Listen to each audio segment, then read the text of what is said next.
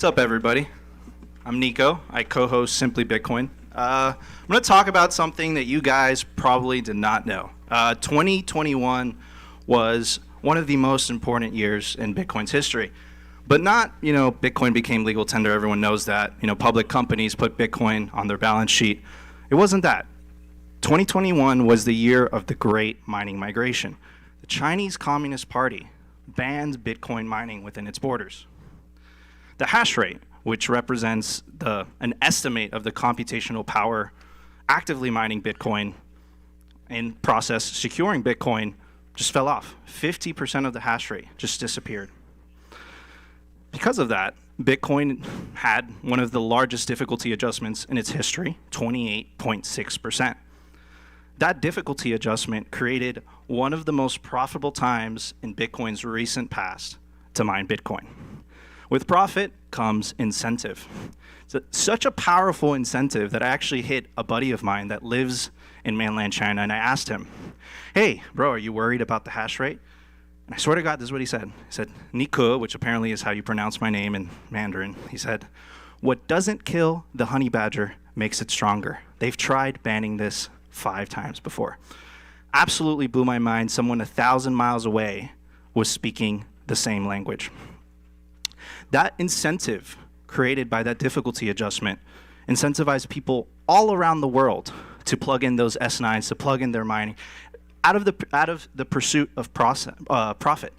So in a completely decentralized manner, people all over the world pursuing profit, the hash rate of Bitcoin decentralized.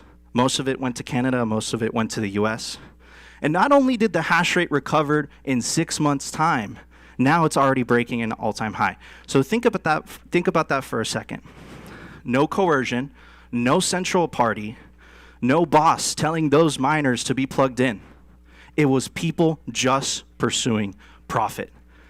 Absolutely beautiful. And if you guys, I'm assuming most of you don't mind, if you're just looking at Bitcoin, you wouldn't have noticed that the Bitcoin network lost 50% of its hash rate. What other network could do that? None. Only Bitcoin could do that.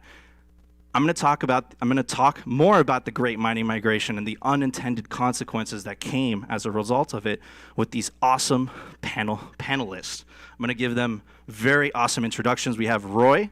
He mines in the former Soviet Union countries.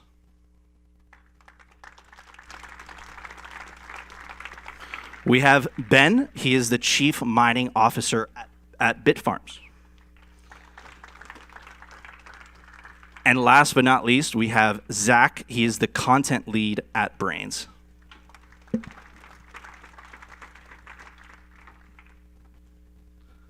So first question to you, Ben. As a result of the great mining migration that I just talked about, we have 35% of the estimated 35% of the hash rate is located in the United States alone. Does that worry you? No, not at all. I think getting the hash rate out of one country like China is very, very good for Bitcoin. And when you look at Bitcoin being, effectively the monetization of energy, you want to look to the areas where you have huge amounts of electrical infrastructure and resources.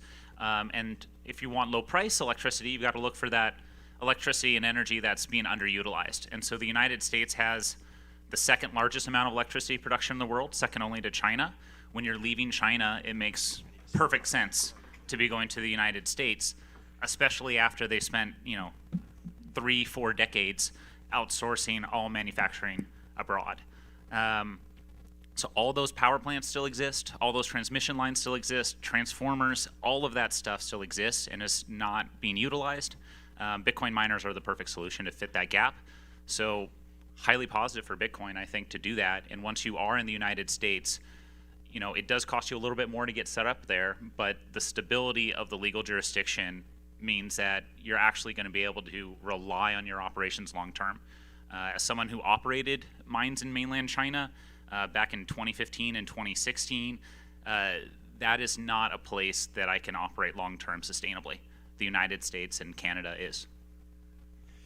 I want to jump in on that a little bit to add some context, though, because we have, creeping up on 40% of hash rate in the U.S. now, and something to keep in mind is we'll never see, and I'm sure you'd agree, we'll never see a repeat of something like China hash rate centralization again. So even though there are significant advantages to operating farms in the US and in North America in general, that sort of era is over. Like China's hash rate centralization was sort of an elephant in the room for all Bitcoin narratives for most of Bitcoin's history. Critics love to cite this sort of centralization narrative. And China killed that with its latest ban, and it will never happen again anywhere else. Like, there's too much money on the table, too many people having access to too much mining hardware and cheap power in every other jurisdiction in the world, that you may see, like, between Canada and the US, close to 40-50% between the two jurisdictions. But then, of course, you have provinces and states and all sorts of sub-jurisdictions in both countries.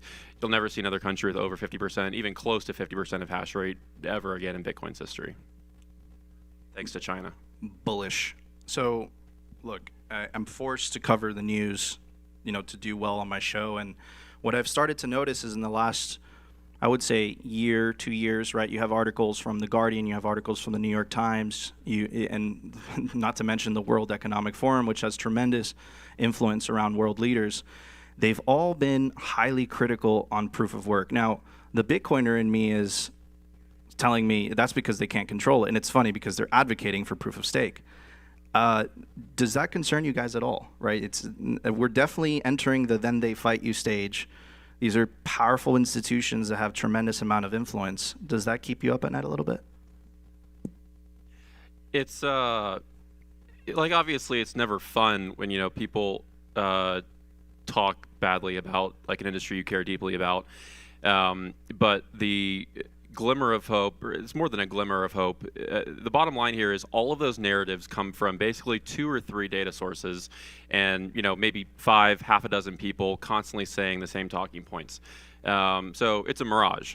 The data, sort of pseudo-academic studies that they cite every single time are, riddled with problems in the methodology that they use to sort of arrive at this.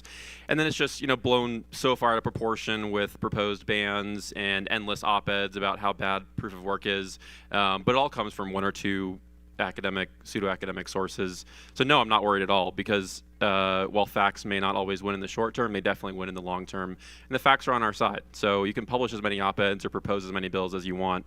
We're going to win, and you can regulate yourself out of our industry if you want to, but you're never going to kill our industry. Absolutely. So also developing, I would say, you're getting little, hints here and there. You have CNBC articles saying oil executives, energy executives are meeting up with Bitcoiners in these secret conferences, but of course they don't mention the energy companies. I'm going to pass this on to Ben, and I think this is going to change everything. How long until energy companies start mining Bitcoin themselves? Because I feel like it would make sense for them. That's already happening, and it's been happening for a couple of years now, but at small scale. Back in 2017 and 2018, you started having oil and gas companies, mostly in Alberta, starting to pick up the practice. And now it's spreading everywhere. You'd be surprised by the kinds of companies that you would be, or that are actually running Bitcoin mining pilots. You'd be surprised to hear those names. But you don't need to press release something that's so immaterial. So if you are Exxon or BP or something like that, and you set up a Bitcoin mining operation, you can do that completely under the radar without really letting anybody know. But when you look at, again, the monetization of energy, and again, that ESG narrative, which is a narrative, there is no better technology in the world than Bitcoin mining for reducing emissions at oil and gas sites. So if your goal as a nation state or whatever is to reduce emissions, there's no better technology than flare gas mitigation turning into Bitcoin mining. This is a brilliant solution to the problem, and it's the only technology that does not rely on a public subsidy to reduce emissions. It's a free market. And I really fundamentally believe this, it actually incentivizes green energy, which is something that they want, right? Without, essentially how it works now is government subsidies, right? It's what makes them profitable. Bitcoin potentially makes them profitable, period, without the need for government subsidies. Roy, I'm going to pass you a question. you mine in the former Soviet Union countries. What advantages do you find mining there versus mining in the West? First of all, you have great talent at an inexpensive rate. You have a lot of, when I started mining, I was looking for old, ugly buildings with a lot of power, things that people don't understand. So we actually mine in one of our places is a former Soviet missile bunker.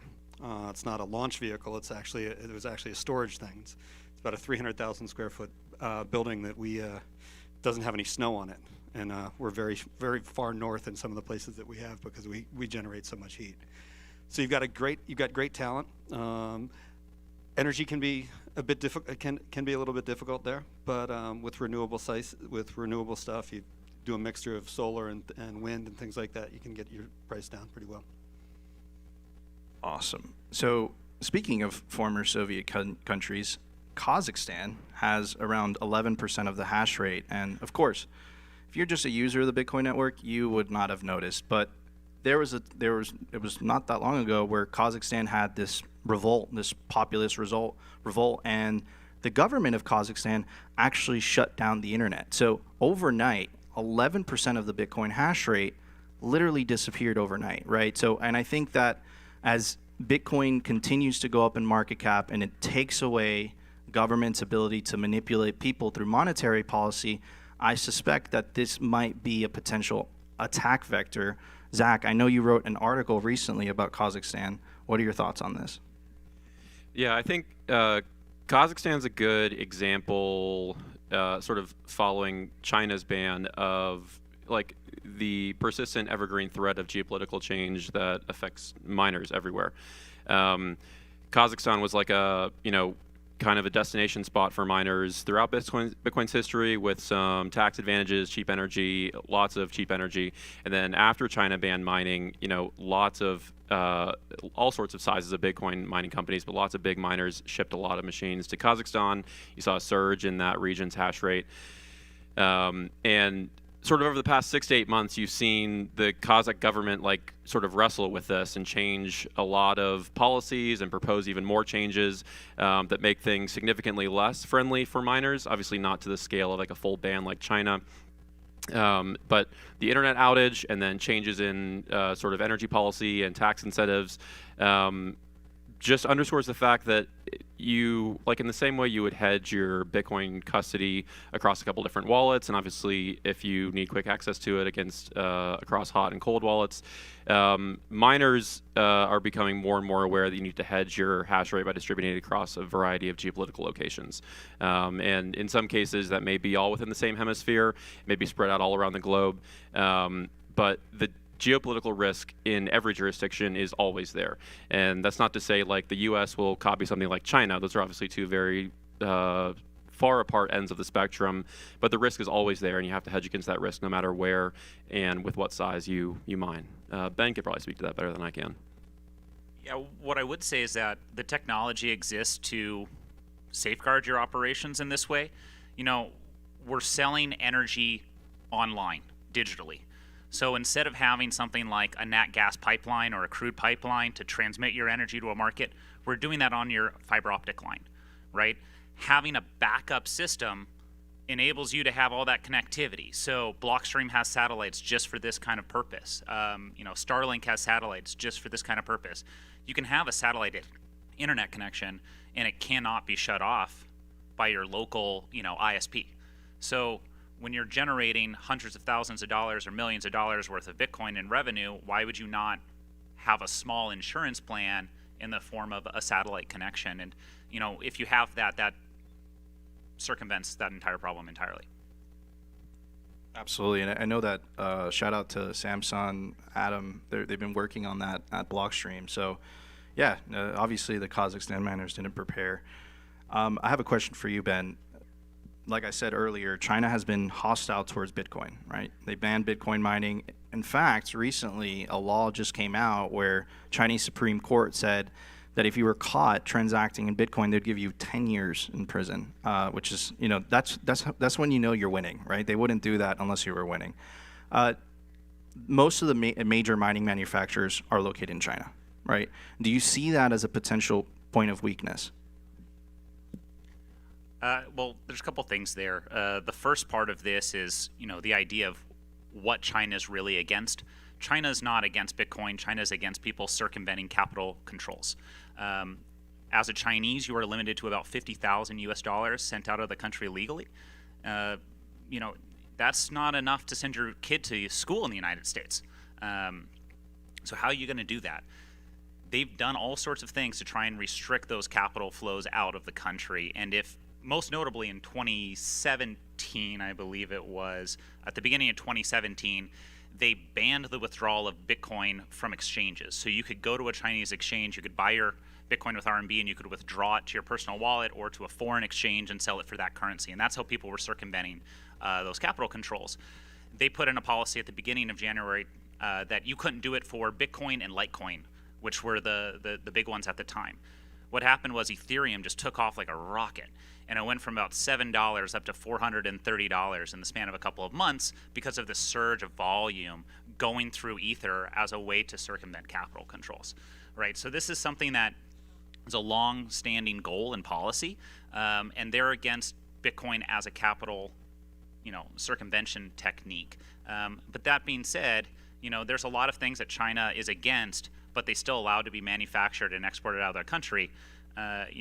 Famously, fentanyl is not allowed for use in mainland China, but it is all manufactured in mainland China, right? That they can be against Bitcoin mining in mainland China and still produce those products and export them overseas because it's good for GDP and everything else. So I don't think that is a big risk. What I would say, though, as a North American miner, I'd rather work with a North American equipment supplier. So it would be easier for me working with a counterparty in the same jurisdiction, with the same languages, the same time zones.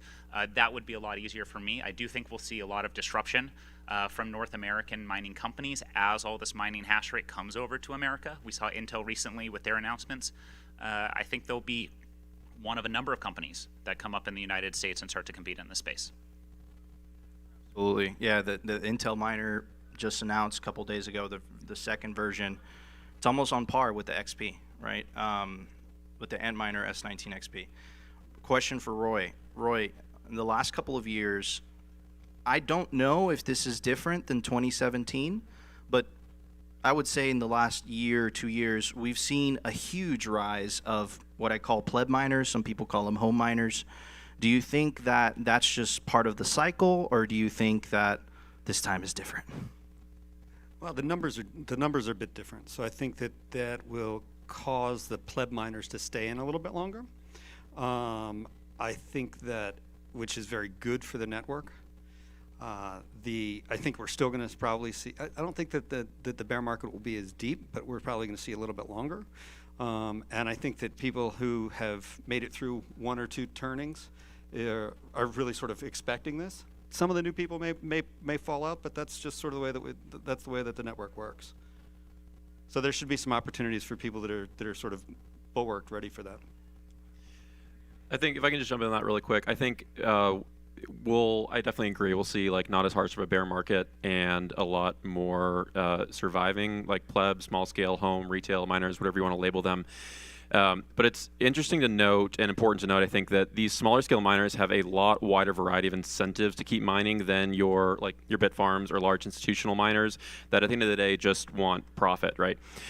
When you look at smaller scale miners, they have a much wider variety of reasons to mine, including, obviously, no one hates making money, profitability, but also even if you're just mining at break even or even at a small loss, a large percentage of the segment of retail miners care about clean Bitcoin, KYC-free Bitcoin that you can mine. So even if you're not, making the, 15, 20, 30 bucks a day from whatever model machine you're mining, you have those sats coming in, and that's what you care about.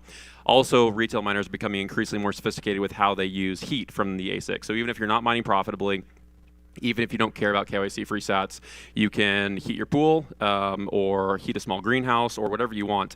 So the incentives that retail miners have and the way they can create new and creative tools for all of the different outputs that an ASIC can give you, not just money, incentivizes them to stay in the market longer, gives them just different ways to participate, and they'll stick around longer.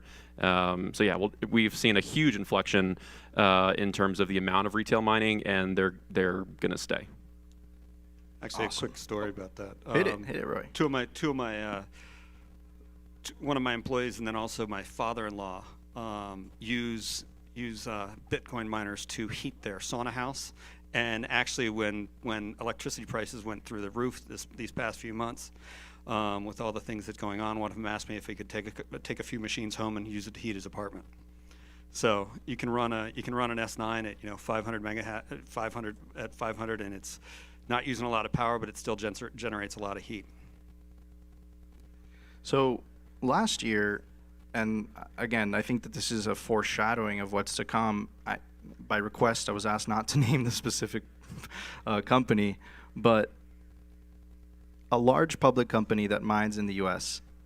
started censoring transactions. And in fact, what they did was the Office of Foreign Asset Control has certain countries that are blacklisted in the United States. And what this company did, I don't know if it was requested by the U.S. government. I don't know if they just did it just to stay safe on the regulatory standpoint. I have no idea. But they weren't including transactions, which I think is completely against Bitcoin's ethos. Of course, they're not going to be able to stop transactions. The worst thing they could do is delay them. But I definitely think that as we have more and more public companies in the United States, I think that might be an issue in the future. Zach, what do you think about that? Yeah, not Bitfarms, another company, just so we're clear. We love Bitfarms. Got to say that. This was an interesting, very short-lived experiment in just the basic functionality of the Bitcoin network. And this was not at all requested. Some companies, this particular company is not alone. Some other companies across the Bitcoin space are overzealous to be sort of like hyper compliant, to each their own. But this experiment failed because the goal was to sort of create a clean mining pool where no transactions sent or in any way connected to possible sanctioned parties were included in your blocks. The problem is that every Bitcoin address is public, and so every solved block and sort of Coinbase payout can be dusted with the smallest amount of Bitcoin from one of these parties, and then your whole experiment sort of implodes, which is what happened. Why this sort of sanctions compliant pool only lasted for, I think it was a couple of months before they called it off.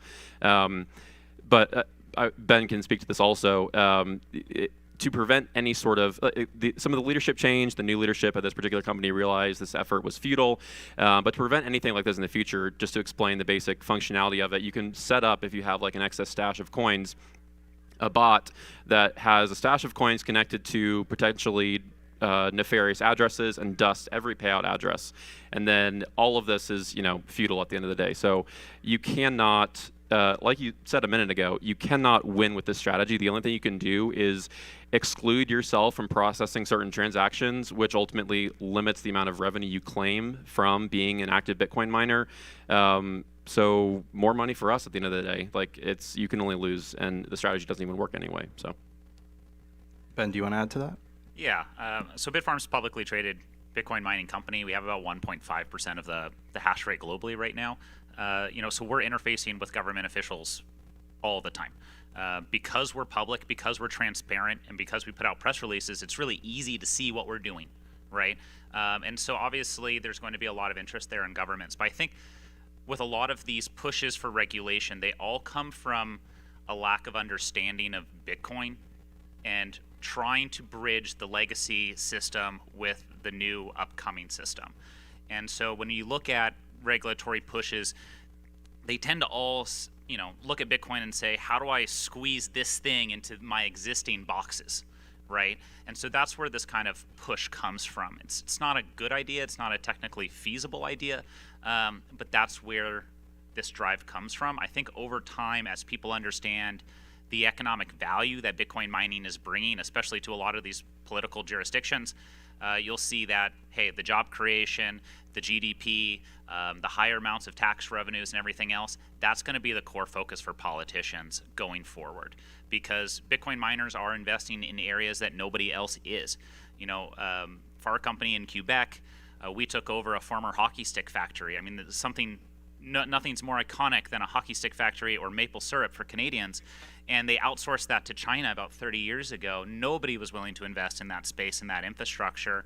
We came in, we created jobs, we started generating bitcoins, we started generating tax revenues for the city, giving the local hydro municipality a bunch of revenue, which gets reinvested in the community. Like, that's the thing that most of the governments at the end of the day are going to want to focus on. So I don't think it's too big of a risk, because the economic benefits that Bitcoin brings are going to overwhelm any other concern on the other side. I'm glad you clarified that. I think Bitcoiners, at least myself, I think we're all a little bit paranoid. And I think, I think that was one of the topics that concerned me. So, and I want to pass this on to Ben. And for anybody that doesn't know, Bitcoin sets a base layer for, as in before, if you had a stranded energy source, that energy was essentially wasted. It was useless. There was no way to monetize that. And now, all of a sudden, if you have a stranded energy source in the middle of nowhere and it's too far away to send it to a city, battery technology is not that great. What are you going to do with it? Bitcoin gives that stranded energy value. So the question that I have for you, Ben, is how is this going to, of course, this is speculation, but how is this going to change the energy landscape? I think this changes the world completely, how humans organize each other. What do you think? Yeah, it's a really cool point about Bitcoin. I think most of this ESG stuff comes from the fact that people don't understand electricity. How does it work? How is it generated? How is it transmitted? The reality is that there's a big difference between energy, which is easily stored, and electricity, which is not easily stored. Right? Energy can be a barrel of oil, a piece of wood, a uranium rod, but electricity, kilowatts, megawatts, that's a flow of electrons. You cannot easily store a flow of something. That's why batteries are expensive. That's why all these technologies are really difficult to work with. And when you look at an electricity system, how it works is you always have to have excess electricity supply relative to electricity demand. If at any point in time electricity demand exceeds electricity supply, there will be a blackout. That's how it works. And so there's always a gap built into the system between the amount of electricity that we produce and the amount of electricity that's actually consumed. And I think a lot of people think that when we turn on a Bitcoin miner, we're somehow taking away heat or power from somebody's home. And that's just not the case at all. What we're doing is, because we want that low-cost electricity, we're looking for electricity that nobody else wants, right? That's the cheapest electricity possible, is the electricity that has no other demand or use.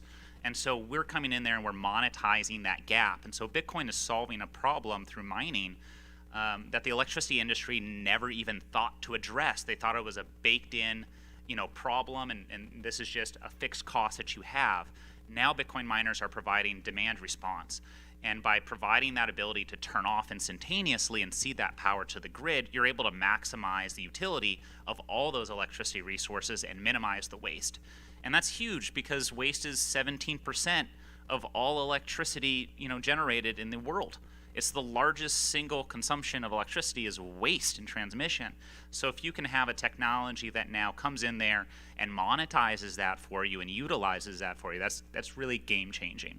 And that's going to happen. It's happening all over. In Texas, we do it in Quebec. We've run curtailment programs for 4 years.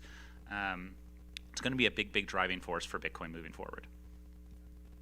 I love hearing Ben explain the economics of mining and traditional energy markets, and it is a difficult thing to understand conceptually and also to meme generally.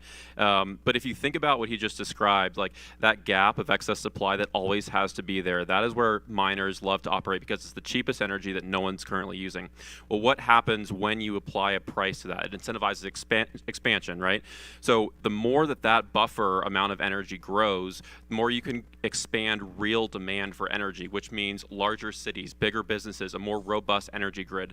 Miners monetizing that buffer of energy literally expands energy infrastructure, or creates the opportunity to expand energy infrastructure everywhere in the world.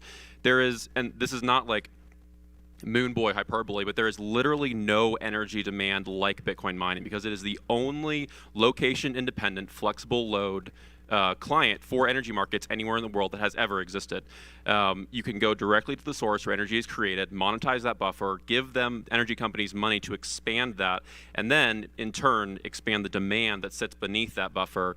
And a couple logical leaps away from that, human prosperity expands, because energy is one of the highest correlated things to human prosperity expanding, and miners play a direct role in expanding the opportunity for larger, more robust energy markets. So it's not small stuff.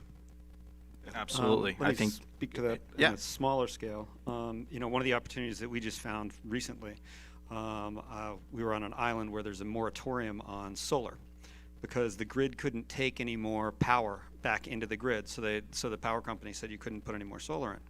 So we came to them and we've worked with them, and we're putting containers in to actually to take that, to allow them to expand the solar adoption on this stranded energy. So it's not just the larger scale things. As a miner, you can find very interesting ways to do this and get very creative.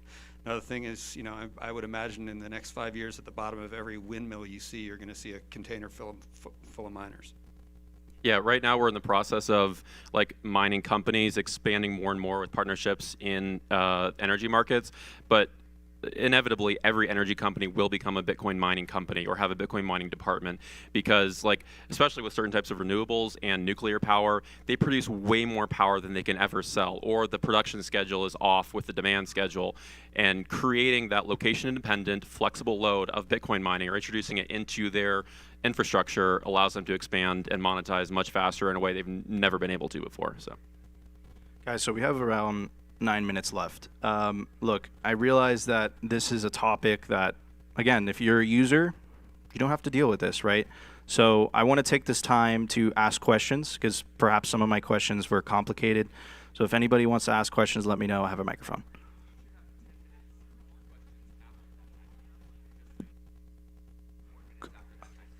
Okay. Yeah, fine. All right, let's talk ESG then.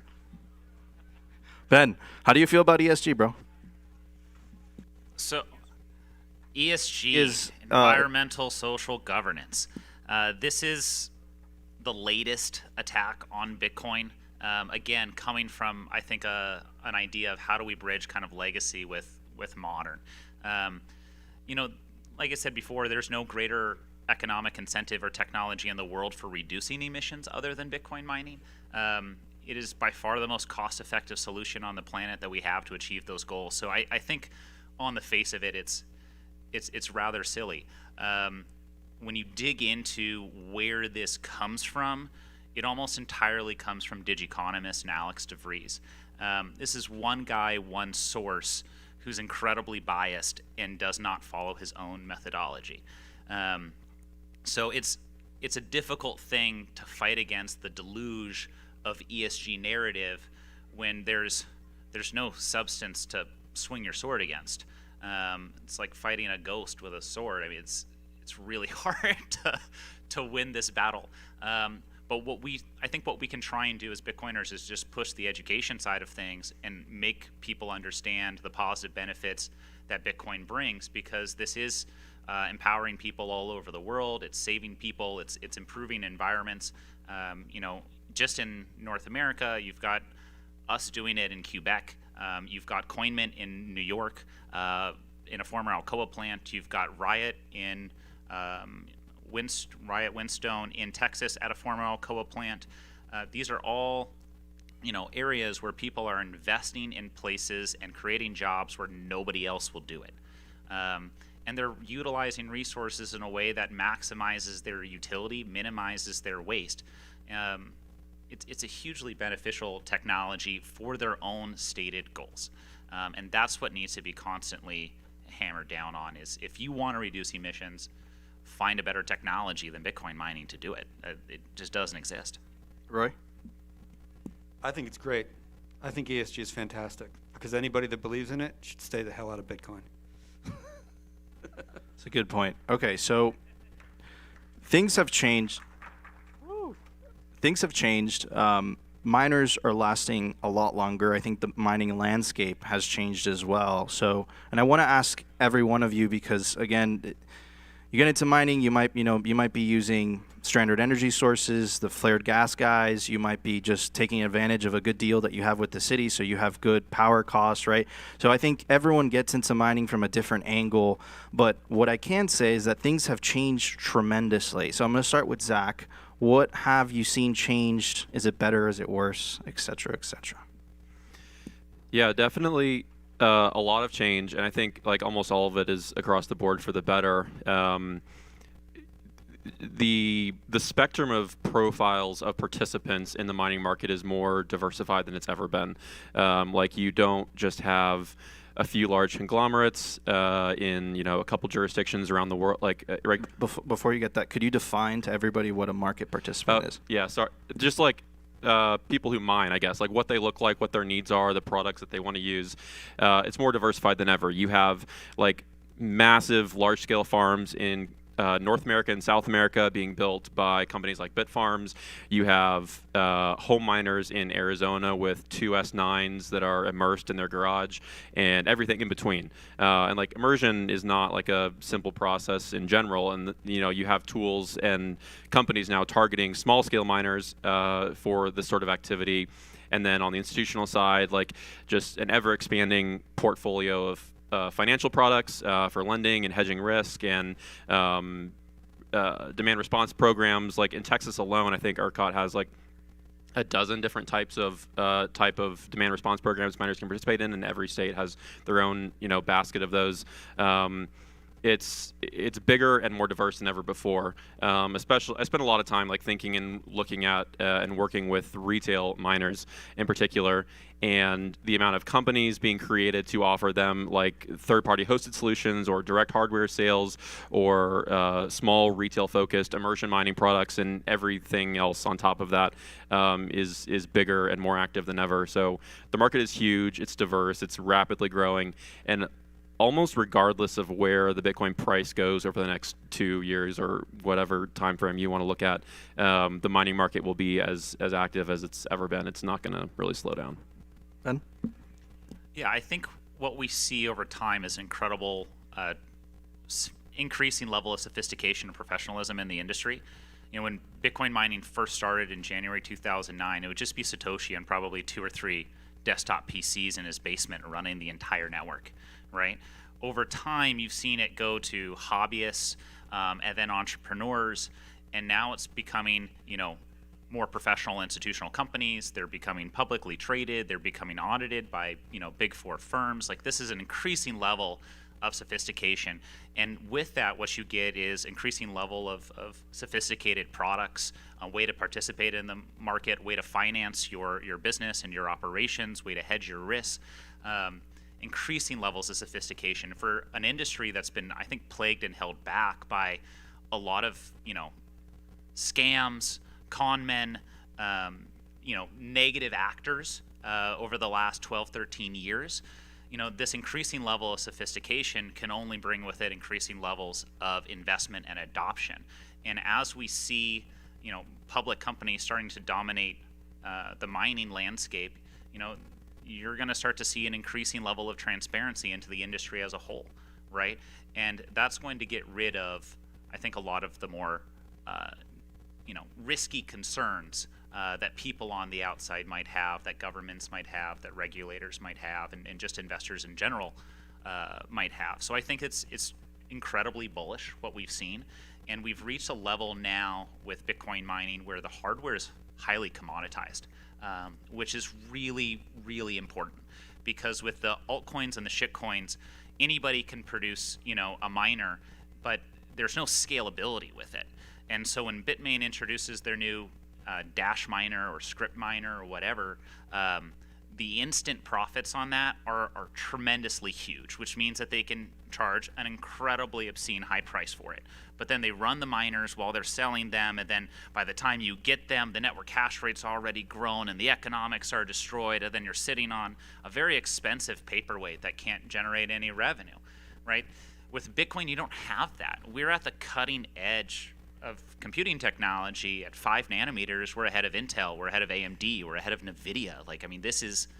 This is incredible levels of sophistication here on the chip side. And so what that means is that the lengthening of that hardware life cycle means that there's different models, different equipments, and different solution for different budgets and applications. So it makes an S9, which is a 6-year-old miner, you can replug it into a flare gas situation or a windmill or a solar plant, and just monetize that excess production that they can't sell, right? And if you do that with low cost hardware, it doesn't matter if your marginal cost on the electricity is basically nil, right? Now for the more expensive stuff, that makes sense for companies like us who are trying to maximize the revenue out of each megawatt. But for other companies, they're trying to maximize the dollar out of each megawatt, right? Maximize each utility, or maximize the amount of units sold. So it's incredible level of sophistication. It's really widening up the options. All right, we got a little bit of time left. Do you want to add to what Ben said? I was going to say another piece of that is that mining best practices are becoming more well known. While mining is probably one of the most competitive things on the planet to do, it is also a great co-opetition, and there's just so many more people and so many more lessons to learn, and people are always willing to help. So it's a really great industry to be involved in. Absolutely. Guys, that wraps up our time, but we have time for questions. So I have a microphone. Let me know if you have a question.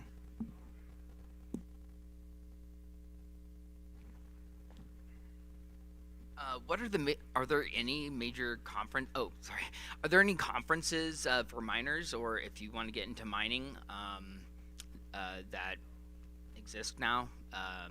I'm a GPU miner, so I'm just asking. I think that would be cool if there isn't. Well, all gamers hate you.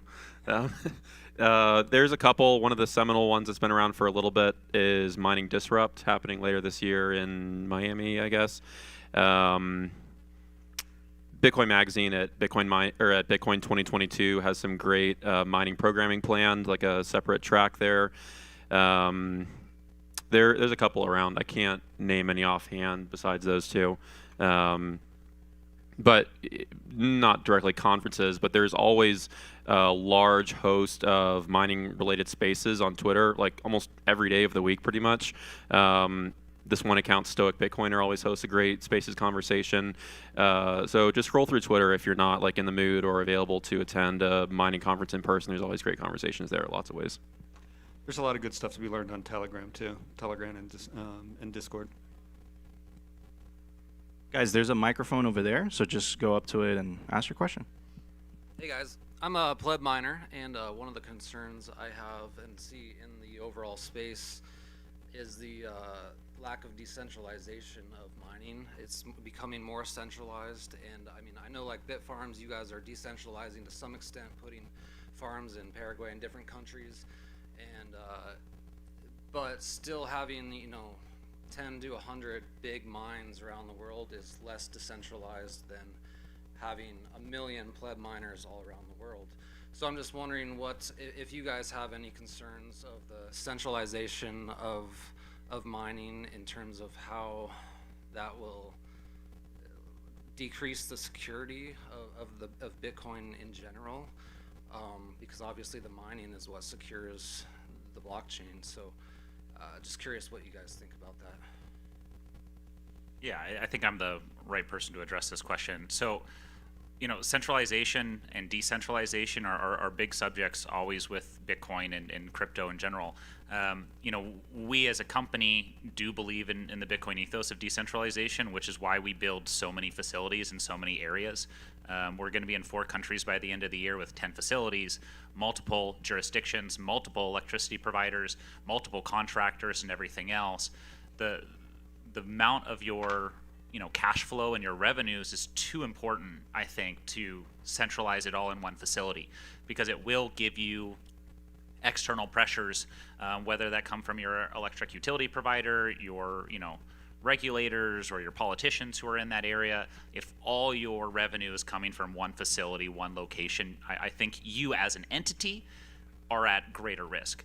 I don't think it threatens the industry as a whole, though, because the industry is spread out all over the world, and that open incentive for anybody to join and participate in the network is fundamental and can't be changed, right? So we have an increasing amount of Bitcoin mining happening in the United States, but it's happening not just in one city, it's happening in states all over the United States, even in places like California, which have probably the worst electricity grid in the entire country. There are still people mining Bitcoin there.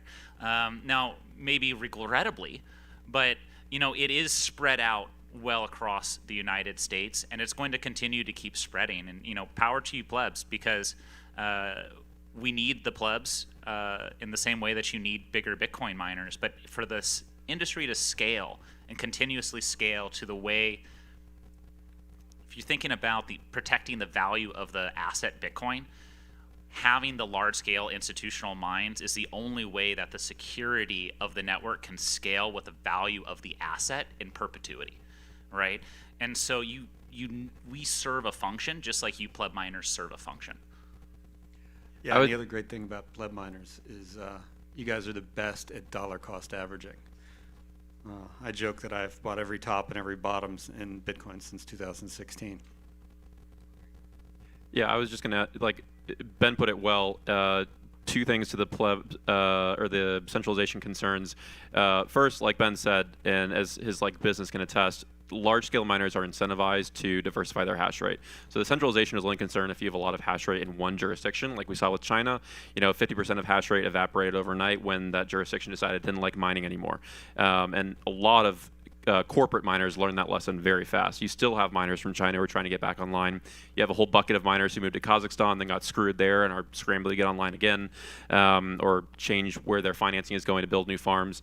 The second part of that, though, is I firmly believe that the surge in retail mining products and services and just general activity is a direct response to the increasing industrialization and institutionalization of mining. And we will always have both buckets of miners continuing to grow. It's been the past 2-3 years, we've seen a lot of institutional growth. In the past 18 months or so, a lot of retail growth, and both of those will continue to grow in tandem. And as long as we have those two categories growing well and strong together, we'll see a very healthy mining market.